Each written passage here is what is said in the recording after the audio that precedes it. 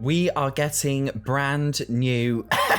I'm sorry if I sound like I just woke up. I'm really hungover. We are getting some brand new sleepwear for The Sims 4. It will be in an SDX drop, which is a free base game update, basically. Here are some of the tops. This is another view of the set. It's basically going to be one item, but with multiple different swatches, but they're going to have it for all Sims. This is what it looks like on a female mesh. This appears to be what it would look like on a children's mesh. And we've also got it for toddlers too. I don't feel like we're getting it for infants, but that's fine. We do already have like a few pajamas in the game, so it's not like the biggest deal in the world. Like, guys, oh my god, there's new pajamas in The Sims 4.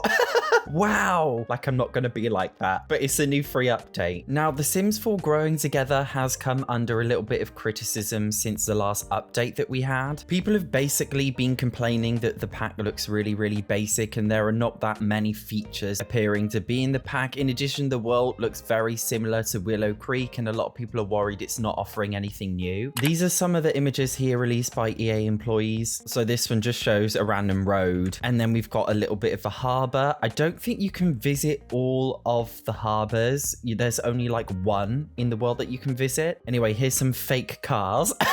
That was catty of me, I admit that, but they are fake. And then we've got a little place here with a market. Is that like an ice cream stand? Who knows? We don't know if these buildings are functional or not. They're probably not, but we're gonna have to wait and see. We also got another one here right by the sea. And then we've got another one here which looks like Willow Creek, but by the sea. And then we got another one here of a harbor, or the docks rather. You cannot walk on them. Although in another tweet, you can walk on this one here. Confusing, I know. This is also a sneak peek of the new cinema lot. It is going to be a rabbit hole experience, as we can see. I'm actually not bothered about cinemas being a rabbit hole experience. I really couldn't care less. But because The Sims 4 isn't an open world, if you don't live in the neighborhood where the cinema is, it feels like a lot of effort to get there. I am being catty about the open world thing. I'll tell you why. You can't deny, based on the information that we have, that this world basically looks like Willow Creek. I miss the days where you could just create your own world in The Sims 3. I never created worlds because I wasn't good enough to do it, but a lot of talented people did. Like, just taking a look on this website, The Sims catalog, look how many custom worlds there are. And you can download all of these for free, by the way. Like, you don't need to pay for them. And there were just so many amazing creative ones that were just so easily accessible. And with The Sims 4 Growing Together's world looking exactly like Willow Creek and not really being that overwhelming, a lot of people are reminiscing back to The Sims 3 where the game was open world and everything was so much better. And it's just reminded a lot of people how unfortunately The Sims 4 is not the most inspired game in the world when it comes to diversity and creativity. A lot of people have also made really valid points that The Sims 4 Growing Together is basically The Sims 2 base game. I literally cannot be bothered to open up The Sims 2 to show you, so I'm stealing some images screenshotted by Fake Gamer Girl. I am sorry. It's a Fake Gamer Girl if you're watching this, but I am stealing it because I can't be bothered to open up The Sims 2. Anyway, memories in The Sims 2. Present at the start, by the way. We literally had them at the start. A chemistry system where you could decide what kind of Sims you liked based on certain things. This affected, by the way, friends and romantic. Oh, and we had infants, basically. I mean, back then we didn't call them infants, we called them babies, but then babies were not objects back then. They would actually move around. Therefore, they were not technically like babies in The Sims 4 as objects. Like, you could actually use them. Oh, and kitchen counter drawers in The Sims 2, you could actually open those, as you can see here.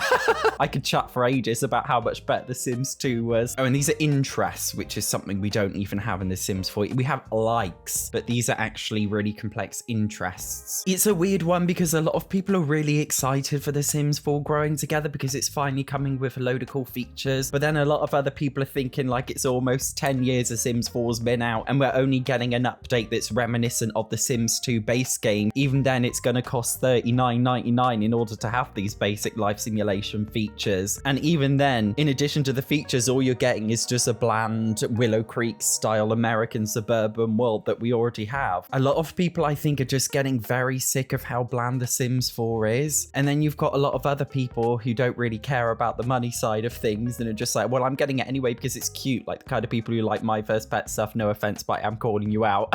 If I'm being brutally honest with you, I have lost my love for The Sims 4. I feel like a lot of other Sims creators as well are feeling the same way. I've seen other Sims creators, to be fair, mention similar things. How they don't play The Sims 4 for fun anymore because they don't enjoy it, or they want to make other videos, but they feel pressured because they can't because of the YouTube algorithm, or people in general. Like, have you noticed nobody's doing like let's plays of brand new packs that come out anymore because people's interest has gone dry, including yours. The truth is, when a new pack was released before and I did a video about it, like loads of people would hype it up, whereas now nobody really cares that much. I feel like The Sims 4 is running dry. I feel like a lot of other people think that way, evident by the fact that we're getting such a well-loved pack. Oh my god, all of these family things, milestones, chemistry system, all the things that people wanted, yet nobody really cares. It is unfortunate because I was a bit excited about this pack. It's just, I feel like personally it's a game pack's worth of content. It's not actually, it's not. It's a base game's worth of content. This should have been a free update. The Sims 4 did take 3 steps back. You can argue with me on that one, you can fight me on that one, but I do believe it took 3 steps back. Every Sims game took at least 1 step forward, but The Sims 4 did take a few steps back, I'll be brutally honest. Cool, The Sims 4 has better graphics. It has a UI that lets you see a vampire skill tree system, but it doesn't creatively and diversifully capture The Sims in its essence. And I think a lot of people are seeing that, which is why this new pack isn't getting the hype that a lot of people have expected it to. I feel really bad because EA employees have said that they've been really excited about making this pack. One of them even said on Twitter that the pack is starting to feel like Seasons, when everything felt really natural with the rest of the game. In other words, something that should have been base game.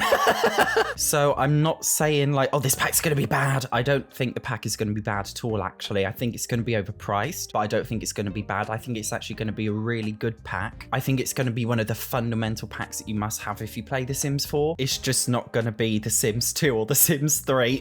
That's very harsh, I know, but it's true. Like, I can't out the way I feel. If you played those games, you know what I mean. Like, I understand time has moved on. I made a video on TikTok the other day saying how Bella Goth should be missing, and I had loads of comments from all the Gen Z. What do you mean Bella Goth should be missing? Because they don't realize in the previous Sims games, they had lore and storylines and secrets about Bella Goth being missing, because she shouldn't exist in The Sims 4. She shouldn't exist. She shouldn't be here. But a lot of Simmers these days, the truth is they don't really know what it was like in previous games. I don't mean that in a patronizing way, but what The Sims is now is nothing like it used to be. Now, The Sims, honestly, The Sims 4 just feels like a cash grab. I am going very much off topic, but I just miss The Sims. The Sims 4 is not a Sims game. It's an it's an EA game. It's not The Sims. Lovely. It's like pretty. It's beautiful. It's got nice graphics. We've got pretty, I don't know, pretty My First Pet stuff shit. But at the end of the day, it's not The Sims. As some of you guys have noticed, like I have taken a step back from doing like Sims 4 Let's Plays and things. I'm only really covering Sims 4 new stuff. I honestly haven't even played the game in ages because I just don't want to. I am going to be revisiting some of the older Sims games and packs for the rest of the year, which is something I'm very excited about because I do enjoy those games. Recently, I started The Sims 3 Showtime, which was bloody hilarious. So it's a 3-part mini series. It's very funny. You can check episode 1 out here. Thank you very much for watching. See you in the next one.